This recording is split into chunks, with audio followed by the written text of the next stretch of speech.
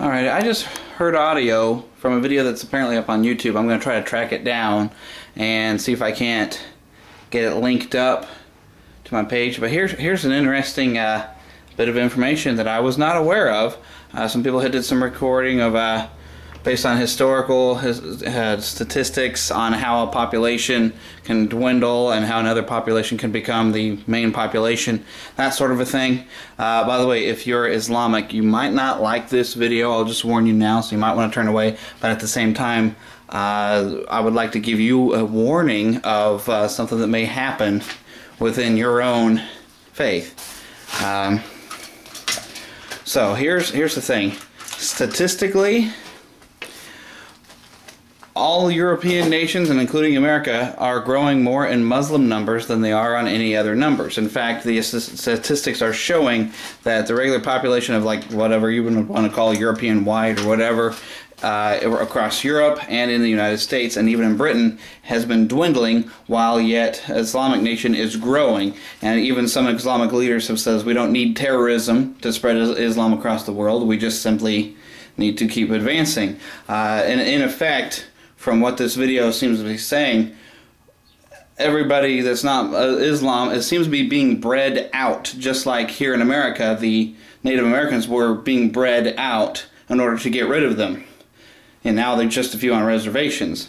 So by a breeding method, they're kind of getting rid of us. And heck, even in England, there's been a huge increase in the amount of mosques. Some mosques that used to be churches, they converted to becoming mosques. So Islam is spreading rapidly. And this video guesstimates that around Russia, eventually the entire Russian army, within about, I think they said 7 years, will be completely a Muslim army. And even France will no longer resemble what we expected at all. It will be a complete Muslim republic. So Islam is going to be spreading. Now here's the part that would be the warning.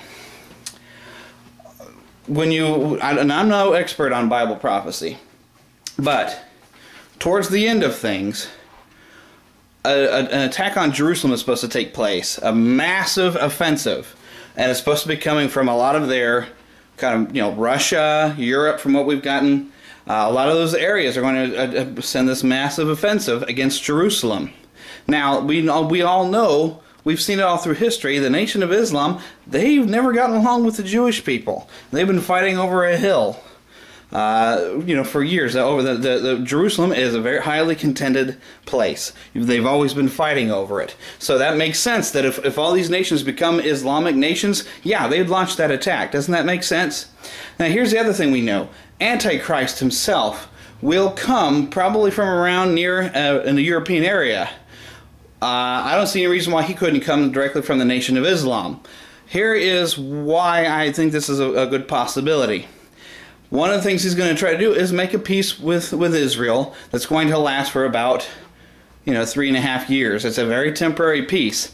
After that peace is done, he begins a campaign to wipe the Jews off the planet. Doesn't that sound like something from the Nation of Islam, something that he would maybe do, is try to find a peace and then go around and just decide to wipe them completely off? Hasn't the Nation of Islam been trying to do that for years, always fighting with them, and wouldn't they like to wipe them off the planet? Also, the Antichrist is going to set up one world religion and a new world order of one government. The Nation of Islam wants to be united and is spreading across the world to become that one religion. Now, I see this as a warning that, look, the end's coming. It's coming across.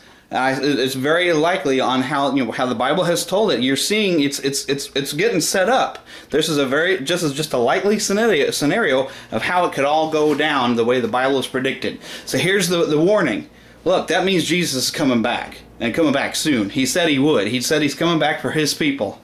If you're not one of his people, this is the time. Get to know him. He loves you. He wants a relationship with you. He wants you to take you to be with him. This is an invitation by Jesus. He says, no man can come to the Father except by me. We've just celebrated Easter. That's all about Jesus taking our sin, our rebellion against God, the typicalness of us being human. We do wicked things. No one has to teach us.